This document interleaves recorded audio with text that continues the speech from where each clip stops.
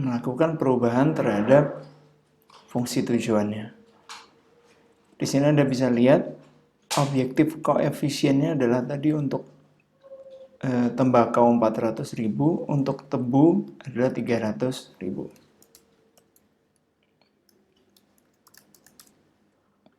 Oke. Di sini Anda memiliki allowable increase, peningkatan yang diizinkan, dan allowable decrease, penurunan yang diizinkan. Apa fungsinya di sini? Fungsinya adalah begini.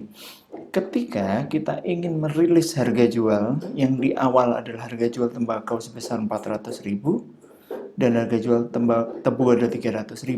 Let's say kompetitor kita ternyata menjual lebih murah. Sehingga mau tidak mau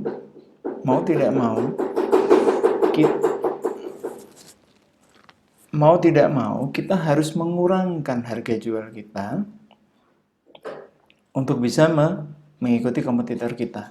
Atau semisal terjadi perubahan harga bahan baku, atau misal terjadi perubahan UMR terhadap nilai tenaga kerja.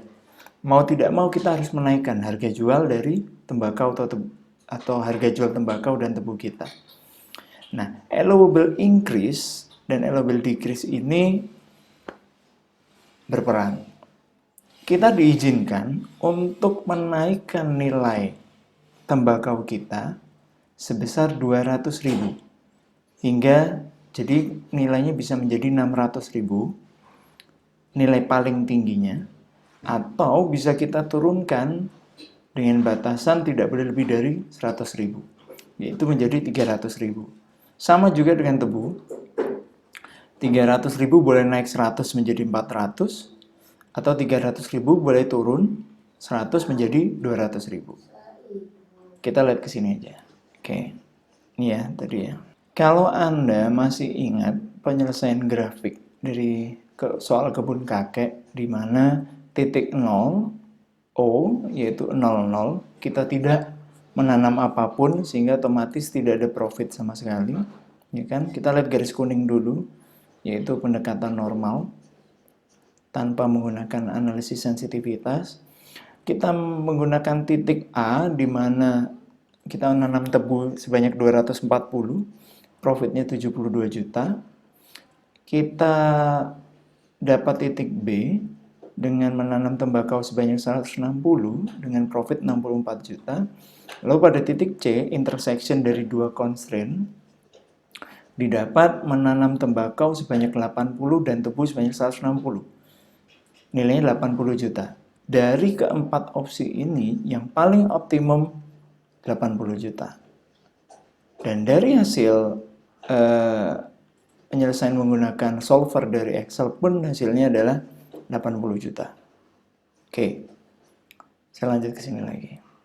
Nah, ini adalah analisis sensitivitas dari, untuk yang biru ini adalah untuk tembakau, yang warna peach ini untuk tebu. Tembakau kita optimumkan.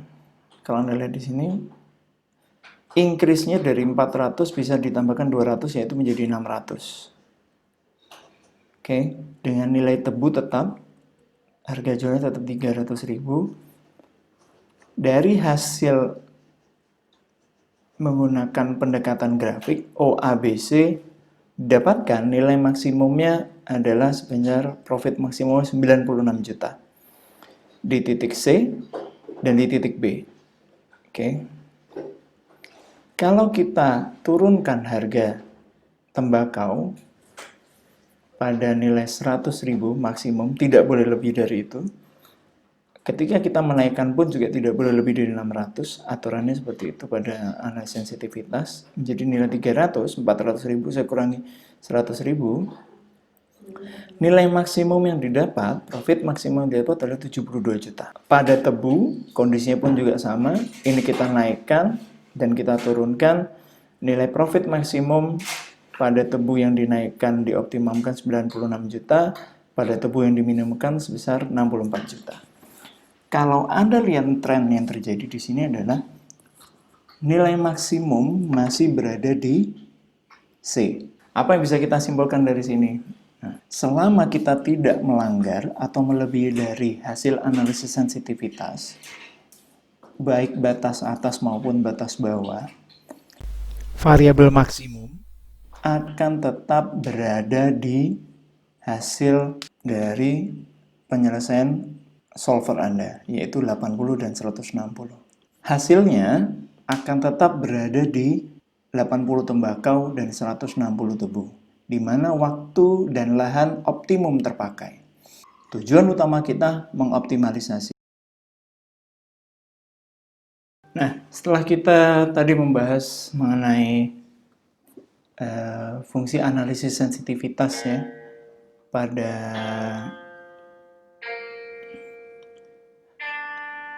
fungsi tujuannya. Nah, sekarang kita lihat analisis sensitivitas terhadap fungsi constraint-nya, yaitu terhadap variabelnya ya. Nah, kalau Anda bisa lihat di sini, pada penggunaan jam kerja pemakaian, kita bisa meningkatkan jam kerja. Let's say ternyata musim hujan datangnya jauh lebih lama, kita bisa tingkatkan menjadi 160 jam.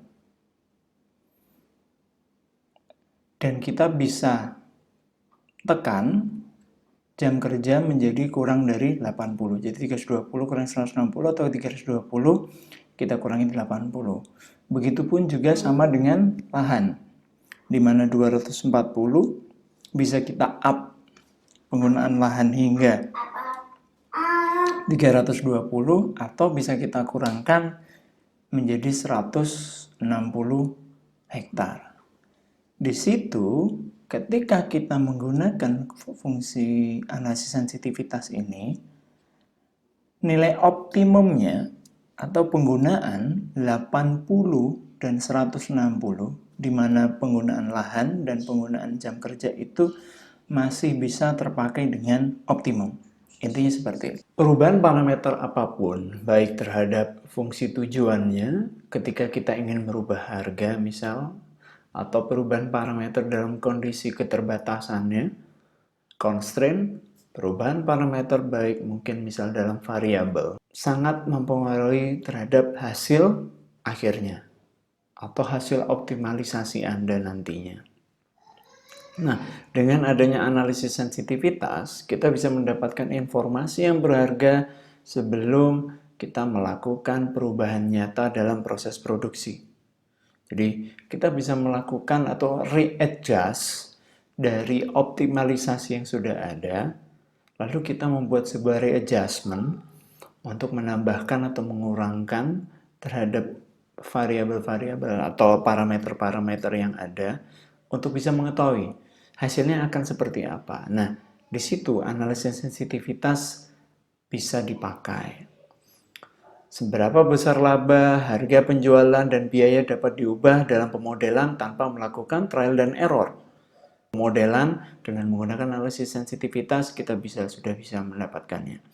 Penjadwalan, perencanaan produksi, sumber daya, dan raw material pun bisa kita ukur dan kita tata sedemikian rupa dengan pemodelan yang ada. Semoga itu bisa bermanfaat. Sampai jumpa di sesi kelas lainnya. Sampai jumpa.